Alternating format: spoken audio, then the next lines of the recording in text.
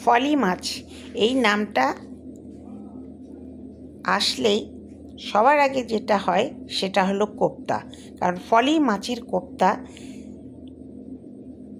সবচেয়ে বেশি টেস্টেবল এবং ফলি মাছ দিয়ে সাধারণত কোপ্তা করা হয়। ফলি মাছের চামড়াটা এত পুরো যে মাছটাকে শিলপাটা দিয়ে করলে আস্ত মাছ থাকে। ফলি মাছ মানেই কোপ্তাকারি।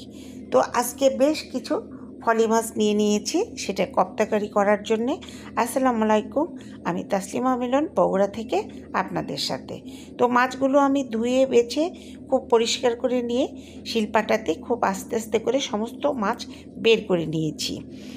তো তাই এর মধ্যে এই মাছের মধ্যে একটুখানি পেঁয়াজ বাটা, একটু আদা বাটা, রসুন বাটা, একটু হলুদের গুঁড়া, একটু শুকনো মরিচের গুঁড়া, একটু জিরা ধনার গুঁড়া, একটু লবণ আর একটু সরিষার তেল, সবগুলো উপকরণ একসঙ্গে করে এই যে মাছের যে গোশগুলো বেরিয়েছে এগুলো সুন্দর করে মেখে নেব।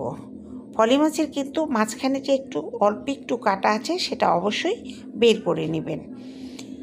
তো সবগুলো উপকরণ একসঙ্গে করে এটা সুন্দর করে মথে নিব। তার সাথে কিন্তু একটু আদা আর রসুন বাটা দিব।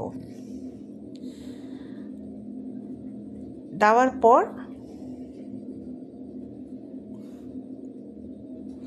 সবগুলো ঠিক এইভাবে মেখে নিব। এটা কিন্তু সুন্দর করে মেখতে হবে। এই মাছ যত সুন্দর করে মাখা হবে কোপ্তাটা কিন্তু ততটাই টেস্টেবল হবে। এই কোপ্তাটা ভেজে তরকারি রানলেই কিন্তু এটা কোপ্তাকারি হয়ে যাবে। তো আজকে আমরা ফিশ বল করব আর কোপ্তা করব।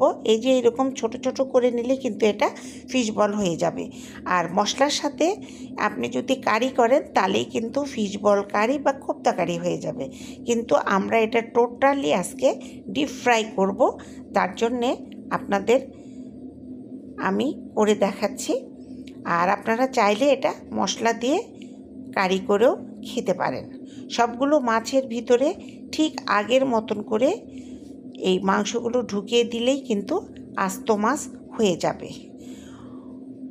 অন্য একটা কড়াইয়ে বেশ পরিমাণে একটু তেল দিয়েছি। তেলটা কিন্তু গরম করে নিতে হবে। গরম করে নেওয়ার পর একটুখানি লবণের ছিটা দিলে মাছ কিন্তু ছড়িয়ে আসবে না। তারপর মিডিয়াম আঁচে মাছগুলো 2 পিঠ ব্রাউন করে ভেজে নিলেই কিন্তু বাস রেডি। সবগুলো মাছ এবং বলগুলো ভেজে নিলেই তৈরি হয়ে যাবে আজকের মজাদার মোচমোচে কোপ্তা। আর এটা আপনি চাইলে কারি করেও খেতে পারেন। আশা করি ভালো লাগবে। করে খাবেন। কেমন লাগলো জানাতে ভুলবেন না। আল্লাহ হাফেজ।